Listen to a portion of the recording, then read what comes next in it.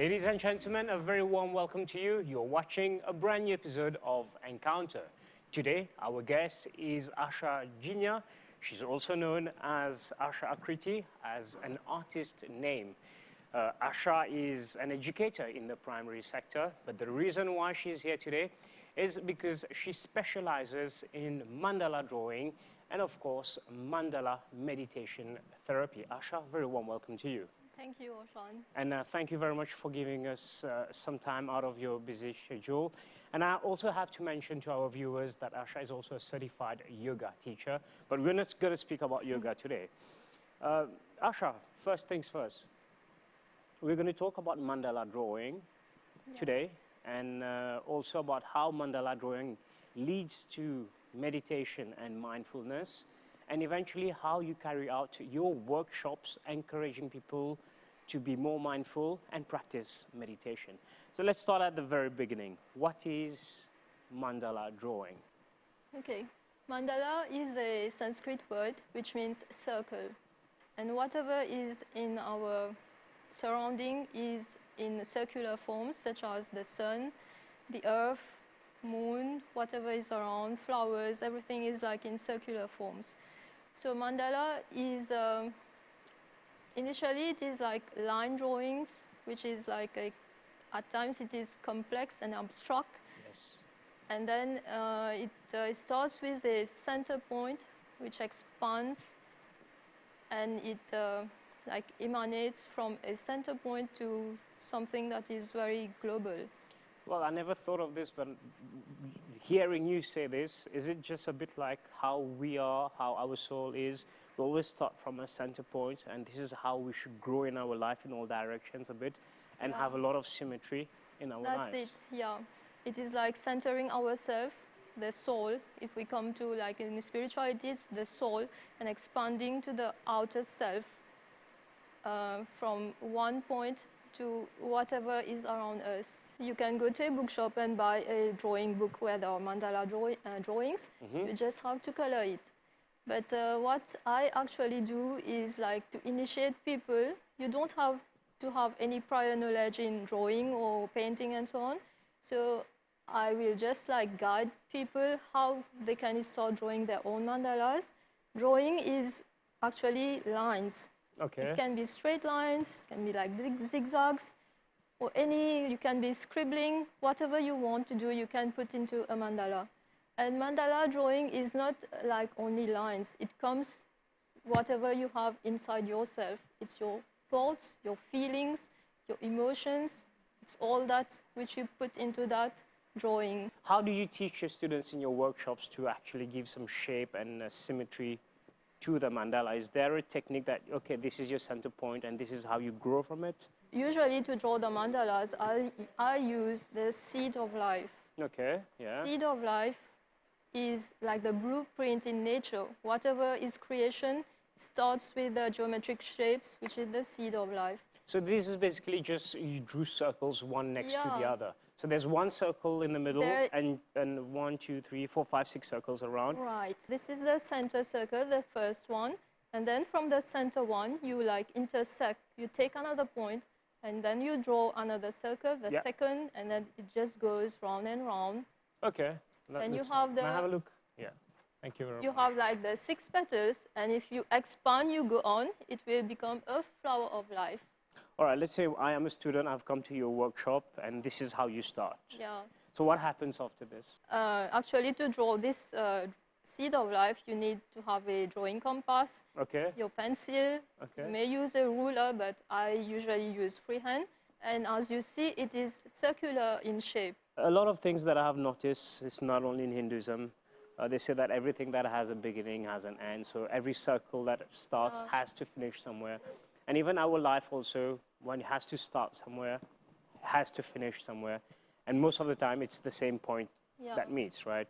That's another discussion. But if we go deeper into that, as you're mentioning, it can be the contrary as well. It's just like the seed of life. If you take a real seed and you plant it, it grows into a tree. From that tree, you have the flower, the fruit, and it goes back to the seed. And you can replant that seed, and it's like a cycle. Wow, mandala drawing has so many levels, so interesting. I can't wait to get deeper into the subject, but I'll invite you to watch the following report on the history and origins of mandala, and we'll also invite the viewers to do the same, and we'll be back after the report.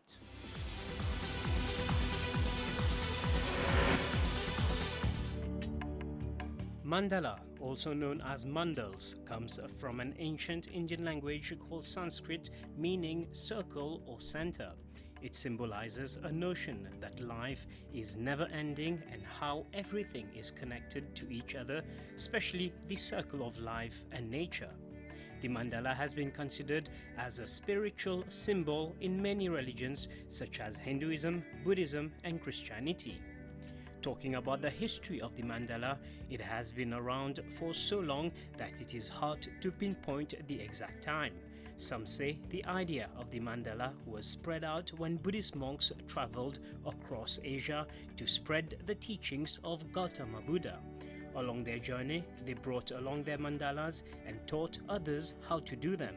The first traces of these Buddhist mandalas are dated to the 1st century BC, and it might have started even before. The first meditation mandala came around the 8th century. Buddhist monks created sand mandalas for spiritual reasons, and the mandalas were destroyed after completing their goal. In recent years, people's interest in mandalas has increased again, partly because of the Western's interest in the Eastern spirituality and culture. Nowadays, mandala designs can be found in everyday objects, such as home furniture, home decor, and it has recently become a trend as a tattoo. Once a person understands what a mandala is, it becomes easier to spot. They can be seen in dream catchers, rangoli designs, and even in nature as snowflakes and in sunflowers. The drawing of mandalas has many purposes. One of the main reasons is for meditation, as its intricate designs help with that. A mandala is pleasing to the eye.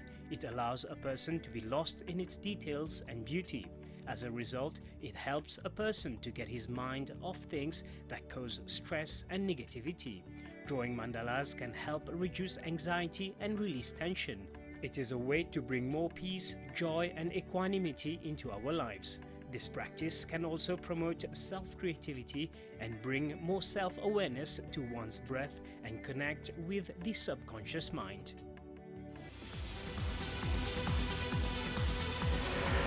Welcome back. You're still watching Encounter, and we still have Asha. How is mandala drawing meditative and mindful? This is a little bit tricky for me. Can you explain? Yeah, actually, like anyone can do any drawings or paintings, but to focus on mandala drawing is like you have to be in a state of mind where you are able to like be present in the moment. Mindfulness is all about being aware of your being here in the moment now, and practicing whatever you are doing, be it breathing, sitting, being conscious of everything that is around you. That is mindfulness. Actually, it's only awareness and engaging yourself in whatever you are doing in that moment. So while drawing the mandala, you are focusing in the moment now. How to focus in the moment now? Well, I'm guessing when you have to paint a mandala, there are lines you don't want to cross, and you want to make sure that the colors are symmetric. And it really, when I have drawn mandalas, it really puts you in the moment, because a moment of inattention will lead to mistakes, Yeah. and it probably reflects how we should be in life. Yeah, but life is full of mistakes. It's not a problem. Even when you draw a mandala, Yes. if I have drawn this mandala, You have drawn this mandala? Yeah. Okay. There might be, it looks beautiful. It looks with beautiful. a lot of lines, a lot of shapes. There are many things in that. It can be my emotions, my thoughts, my feelings, so many things into that. But if ever there is any mistakes, only the creator, only the person who has been drawing the mandala or painting will know where the mistake is. And that reflects into our life as well. Is it something that you keep it black and white, or is it something that you draw inside and put colors into it? No, this one is a pen drawing. It's a pen drawing, Yeah. okay?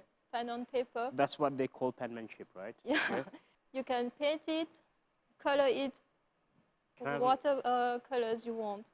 How do you choose the colors? How do you go? So if I have to start this, how would you advise me to start it then? Okay, I will just ask you to look into the mandala Yeah. and like it's bringing up your own emotions and feelings. What you feel, whatever you feel like, you can choose any colors which you are attracted to. You can use only one color or you can use different. And while painting as well, you can not just like shading, you can even use lines with the color pencil, whatever you feel like.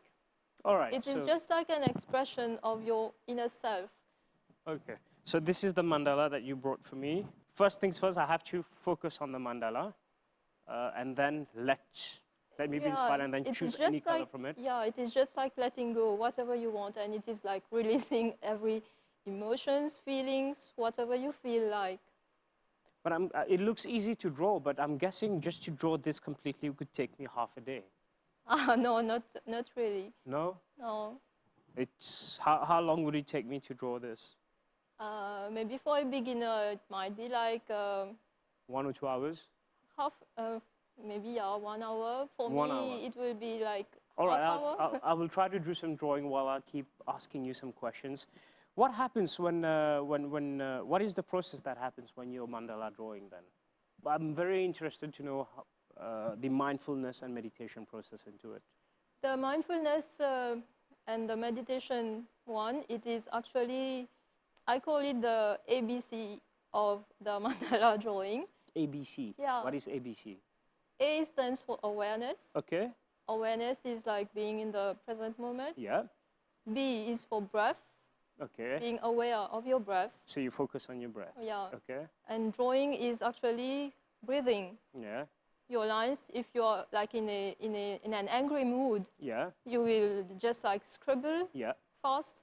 If you are like sad, maybe your lines will be slower. If you're joyful, you will feel that joy into the mandala. What is your motivation? Why do you teach it to other people? How did that come to you? Well, actually, because you're an artist, I get that. Yeah. But then how did you start for mandala drawing? Well, I've been drawing since childhood, and then I followed a graduation course in fine arts. Okay. So drawing has always been like natural for me. Okay. But then I focused mainly into mandala just after the confinements in 2020. Yes. Everyone was like just stuck into their houses. I didn't have much material like paints and brushes and so on. I had my paper and pen, so I started doing my mandala drawings. Okay. And that helped me like to release every stress, tension, whatever was like making me have anxieties and so on. So while doing these practices, I felt that I need to share these with other people as well. So you shared it on social media, on Facebook and all? Yeah, actually, I was doing that just by sharing my own drawings and paintings, but I didn't did it like online classes. I didn't start with the mandala. But then, when I started my yoga practices, people coming to me saying that they feel really stressed when the confinement was over. Yeah. Everything was like back to normal. Okay. So the new normal. Yeah, the new normal. Yeah. When we could interact with people. Okay. I prefer to interact with people than to do online classes. Of course, of course. It's more personal. Yeah. So then when that happened, they were telling you that they were stressed. So what would you tell them? Go draw a mandala? They came for yoga, for like to find a balance into their life. Okay. And they wanted to have meditation classes as well. Okay. So it's not, I feel it's not easy for everyone to just come, sit cross-legs and meditate. It's not easy. You can't just come and tell this person, or if you have a guided meditation and so on, people are not really focusing into their breath or whatever you're saying. There's not only one way to meditate. That's there right. are different types. Yeah. different types of meditation will adapt to different types of people. So some people like to sit, close their eyes, and sit in the lotus posture. Others, I'm guessing I cannot draw this while talking to you because you really need to be in the moment to draw it. So probably I'll finish it after. I start to get why it is very important, because then when you're into this, you can't do other things. That's right. So what happened when your students started, when they were stressed? What did you tell them post-confinement? Yeah, so I started holding mandala meditation classes.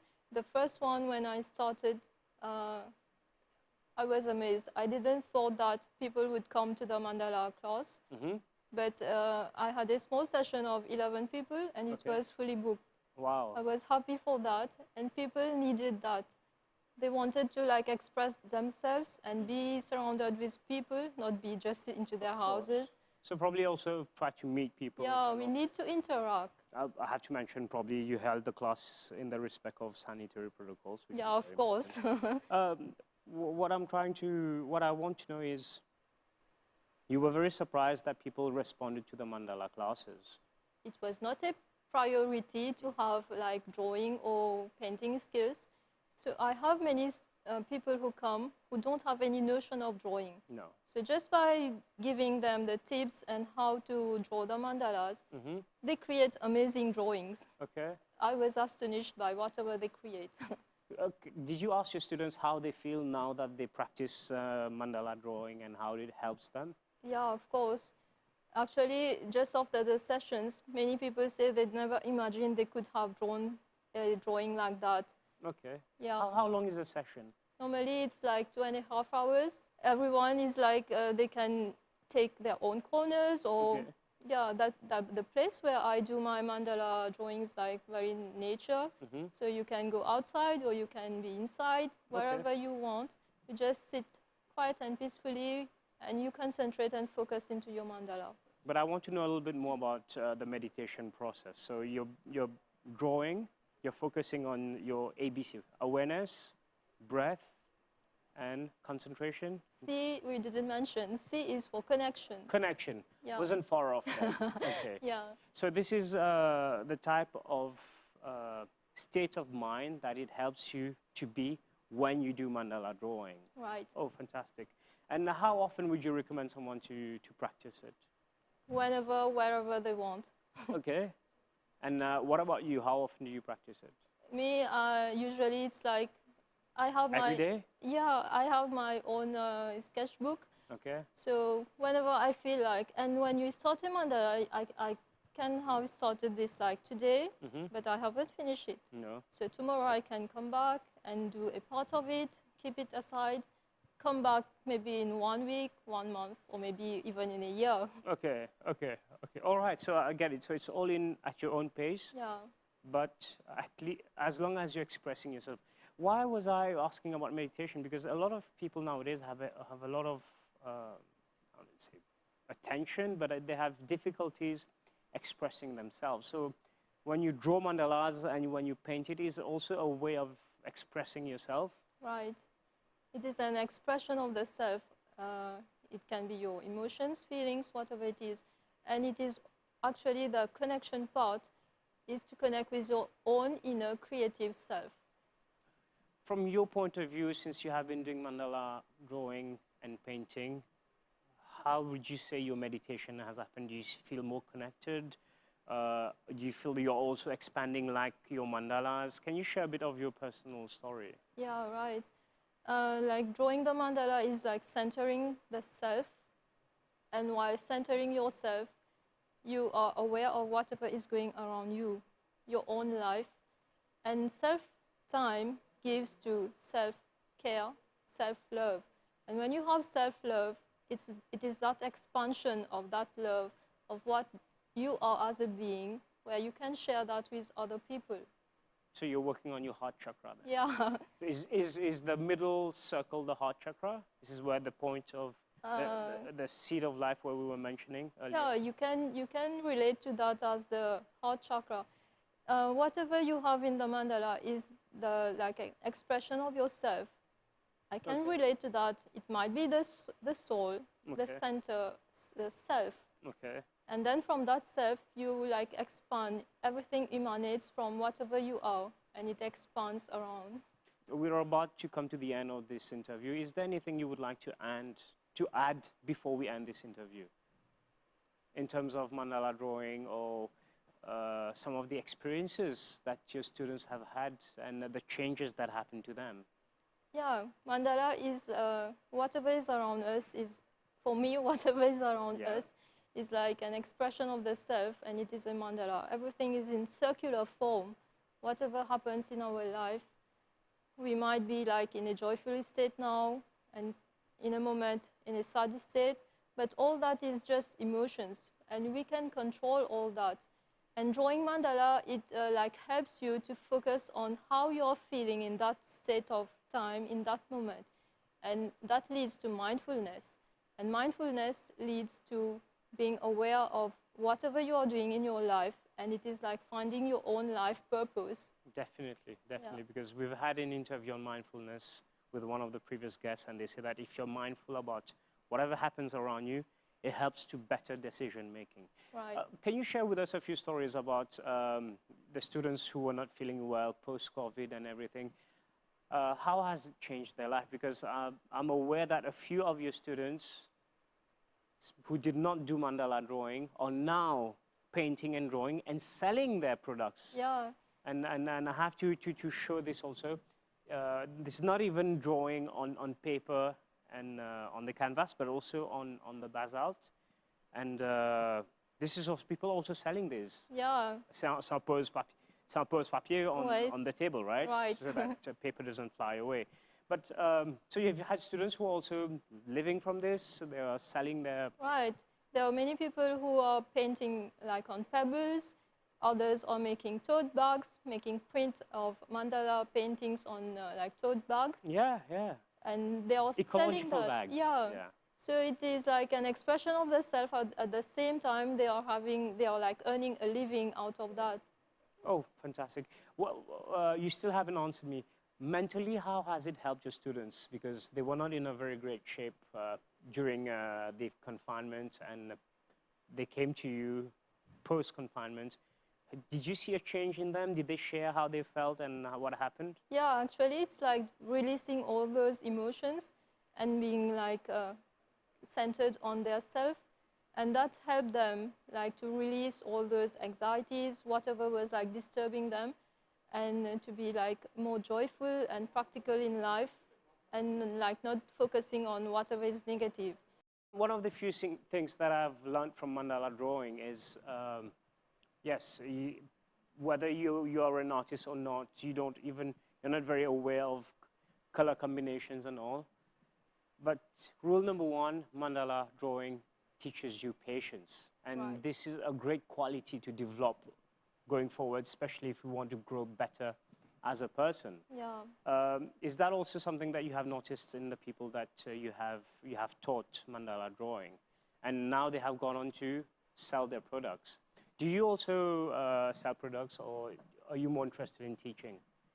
For the moment, I'm more interested in like sharing all my experiences and teaching what I have been learning myself, and it is just like sharing my experiences. But I'm coming up with maybe a mandala drawing or coloring book.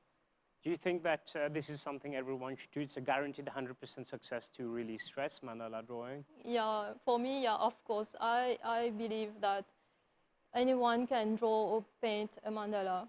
While you're on a phone call, maybe if you have a pen and paper, you will be just be talking and scribbling something. So it's Okay. like drawing a mandala. Okay, okay, fair enough.